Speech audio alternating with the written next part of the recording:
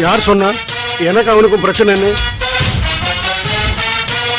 அதெல்லாம் கேள்விப்பட்டு தான் வந்திருக்கோம். உங்களுக்கும் தமிழரசனுக்கும் என்ன பிரச்சனைன்னு மட்டும் சொல்லுங்க.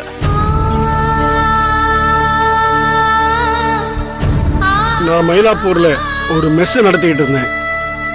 நான் உண்டு என் வேலை உண்டுன்னு சாதாரணமான வாழ்க்கை தான் வாழ்ந்துகிட்டு இருந்தேன். எனக்கு ஒரு பையன் இருந்தான், பேரு ஜெயராஜன்.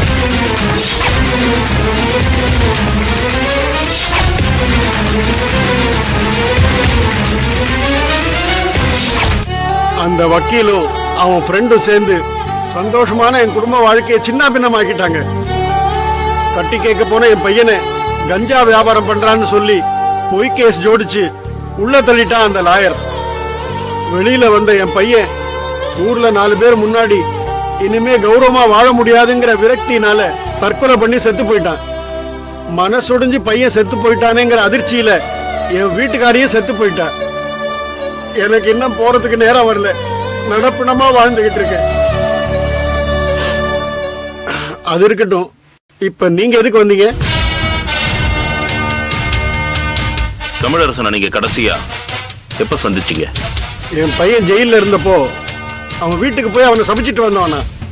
அதுக்கப்புறம் நான் அவனை பார்க்கவே இல்லை. அந்த ராம் பிரபுவை சந்திச்சீங்களா? யார? அந்த செல்போன் கடைக்காரனியா?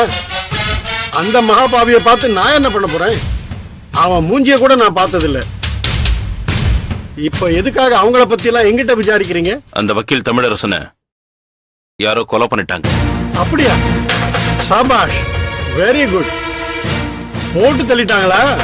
அந்த நல்ல காரியத்தை யார் செஞ்சிருந்தாலும் சரி, அவனுக்கு நான் சந்தோஷமா ஒரு ராயல் சல்யூட் வைக்கிறேன். சரி, அத பத்தி எங்கிட்ட என்ன விசாரணை? ஓ, நான் அவனை கொன்னிருப்பேன்னு எங்கிட்ட விசாரிக்க வந்திருக்கீங்களா? நான் அப்படிலாம் உங்களுக்கு கேட்கவே இல்லையே. ஏன் உங்களுக்கு அப்படி தோணுச்சு? என்ன சார் இது? தோழியும் குடும்பம் சும்மா ஆடாதுன்னு எனக்கு தெரியாதா? அந்த வக்கீலால நேரடியா பாதிக்கப்பட்டவன் நான். அவன் செத்துட்டான் உடனே உங்களுக்கு ஏன் மேலதான சந்தேகம் வரும்? எங்களுக்கு எல்லாம் யாரையும் கொலை பண்றதுக்குள்ள துணிச்சலோ தைரியமோ கிடையாது சார். அந்த தைரியம் மட்டும் எனக்கு இருந்திருந்தா என் குடும்பத்துக்கு அநியாயம் பண்ணப்பவே அவங்க 2 பேரையும் தொலைச்சு கட்டிட்டு நானே சரண்டர் ஆயிருப்பேன் சார்.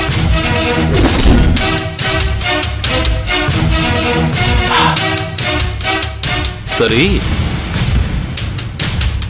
அந்த சொரூபா யாரு? சொரூபாவா? அது யாரு? அதே தான் நான் உங்களை கேட்கிறேன். ஏன்னா தமிழரசனையும் ராம் பிரபுவையும் ஒன்னா தெரிஞ்ச ஒரே ஆள் நீங்க மட்டும்தான். இந்த கேஸ்ல தமிழரசனுக்கும் ராம் பிரபுவுக்கும் சொரூபா கூட்டாளிங்கிற வரைக்கும் கண்டுபிடிச்சிட்டேன். அதுக்குதான் நீங்க எப்பவாவது அந்த பேரை கேள்விப்பட்டிருக்கீங்களான்னு கேட்டேன். இல்ல, எனக்கு தெரியல. சரி, நான் வரேன். சார், ஒரு நிமிஷம்.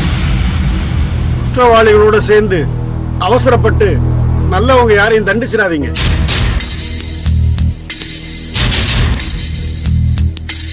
ஏன் இப்படி சொல்றீங்க? என் பையன் விஷயத்துல உங்க டிபார்ட்மெண்ட்ல அதைத்தானே செஞ்சாங்க. அந்த அநியாயம் திரும்பவும் நடக்க கூடாதுன்னு தான் சொல்றேன். தேங்க்ஸ். என்கிட்ட அந்த மாதிரி நடக்காது. சார். என்ன சபி, எதுக்காக அர்ஜென்டா இப்ப என்ன வர சொன்ன? இந்த புக்கு கொஞ்சம் பாருங்க. இது பிம்பம்னு வீக்லி ஒன்ஸ் வர இந்த புக்ல சினிமா டிவி நடிகைகளை பத்தி கிசு ரொம்பவே பாப்புலர். சரி, இதுக்கு நம்ம இன்வெஸ்டிகேட் பண்ற கேஸுக்கும் என்ன சம்பந்தம் இருக்கு? இதுல வந்திருக்கிற ஒரு நியூஸுக்கும் நான் இன்வெஸ்டிகேட் பண்ணிட்டு இருக்க கேஸுக்கும் ஒரு சம்பந்தம் இருக்கு. அதான் உடனே போய் ஆபீஸ்ல இந்த புக்கை கலெக்ட் பண்ணிட்டு வரலான்னு போனேன். Very good. படி, என்ன நியூஸ் அது?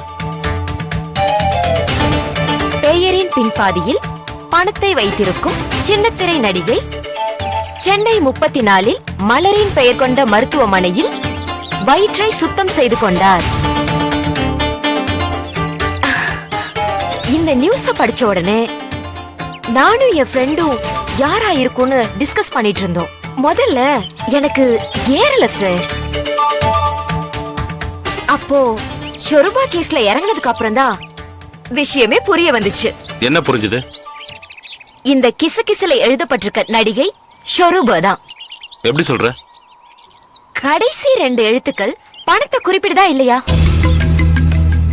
ஷொருபா, ரூபா, பணம்.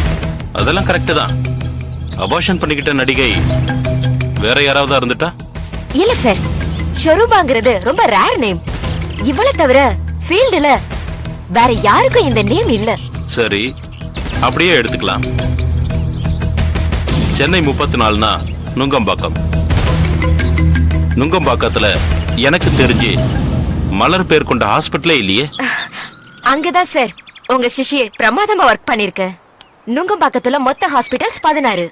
சுகம் ஹாஸ்பிட்டல், ராஜம் மருத்துவமனை, Hariharan nursing home, comfort hospital, Jayam nursing home, Geetha hospital, gem hospital, Vedavalli hospital, நலாய நர்சிங் ஹோம், KM1 பாலி nursing home, Rohini Janakiraman hospital, GM clinic, பாலி nursing home, Balaji hospital, Deepa nursing home, Vaidehi hospital.